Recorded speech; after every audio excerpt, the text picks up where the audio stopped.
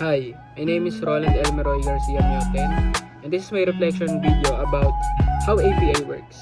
Ang natry ko na pong API is yung speech-to-text by Speech Notes and yung text-to-speech by TTS Readers.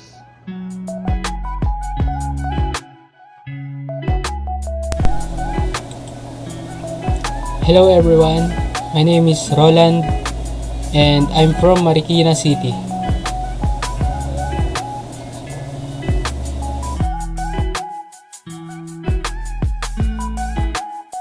National Basketball Association (NBA), professional basketball league formed in the United States in 1949 by the merger of two rival organizations.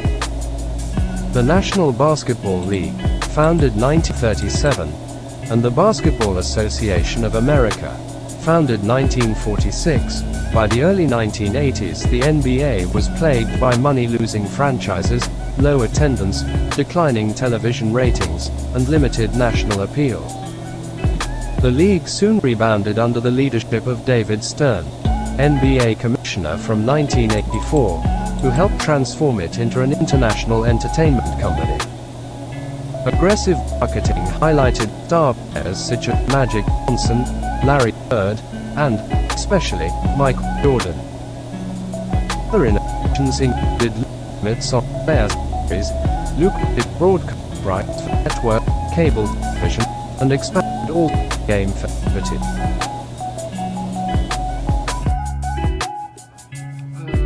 How does API be able to help you in your workplace or school? Yung para sa akin po is yung speech-to-text. Makakatulong po siya sa atin para malaman po natin if tama po ba yung spelling ng word natin and yung mga para maiwasan na din po yung mga wrong spelling. And makakatulong din po ito para hindi na po tayo mahirapan mag-type, ganun, sa school, lalo na po sa school. And yung text-to-speech naman po, para naman po ito sa mga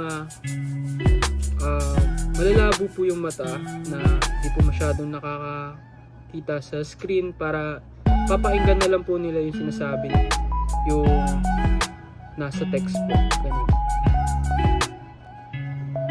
What do you think is the business value of these two API? Para sa akin po, nagbe-benefit po to sa business.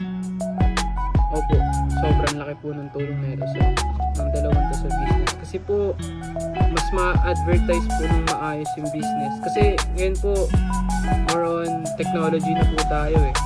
Parang yung text-to-speech po, kumbaga pag gumagawa po sila ng video about advertisement, ganun, advertisement, parang mas makakatulong po siya if may second voice, parang hindi na po mahirapan yung mga editor, parang may subtitle na po.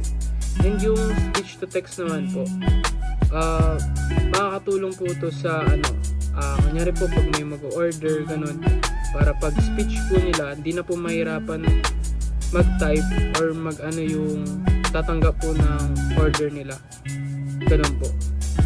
Doon po makakatulong yung speech to text and yung text to speech po sa business po.